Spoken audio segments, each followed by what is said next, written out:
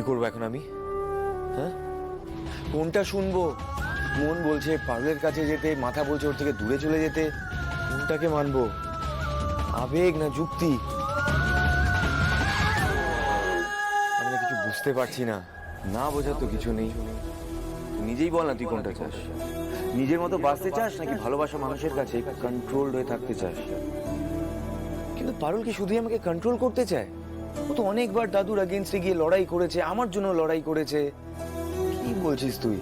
আমি শর্ট তুর্য যদি মাঝে ইন্টারফেয়ার না করতো, তাহলে আমার অ্যাক্টিং ডিরেকশন নিয়ে ক্যারিয়ার গড়ার লড়াইয়ে ও ঠিক আমার পাশে থাকতো। ও রিয়েলি? নিজে ভেবে বলতো, ও অ্যাকচুয়ালি কি তোর পাশে থাকতো? এরকম গাল ভরা ভালো কথা সবাই বলতে পারে। ইউনিভার্সিটি নাটকের আগে কি বলেছিল তোকে? আমি তোর সব লড়াইয়ের পাশে থাকবো। বাট অ্যাকচুয়ালি থেকেছে কি? তোর সিএসডি ফর্ম ফিল আপের সময় মনে আছে ও কি বলেছিল তোকে? তুই বছরের মাঝখানে এমবিএ ছেড়ে স্ট্রিম চেঞ্জ করবি? আগে একটা শেষ কর, তারপর তবে ফর্ম ফিল আপ করে যদি তুই জমা দিয়েছিস, তাহলে কিন্তু আমি দাদুকে বলে দেবো, এটা বলে রাখ। When it comes to choosing between you and দাদুর ডিসিশন, ও কিন্তু সব সময় দাদুর পরে গেছে এবং আগামী দিনেও ও তাই করবে। কিন্তু আমি তো পারুলকে বড্ড ভালোবাসি। আই নো তুই ওকে সত্যি খুব ভালোবাসিস, আই নো, বাট এই ভালোবাসা যে কি দাম দিতে হবে তোকে সেটা ভেবে দেখেছিস?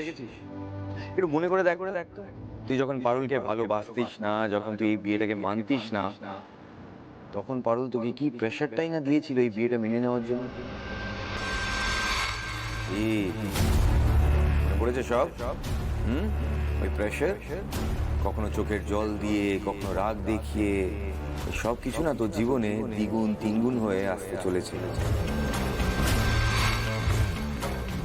ন্যাড়া গোয়াল পারুল কিন্তু আলটিমেটলি ন্যাড়া গোয়ালেরই মেয়ে। ন্যাড়া গোয়ালের সব কটা মানুষ সেম, সবাই ডমিনেট করতে চায়।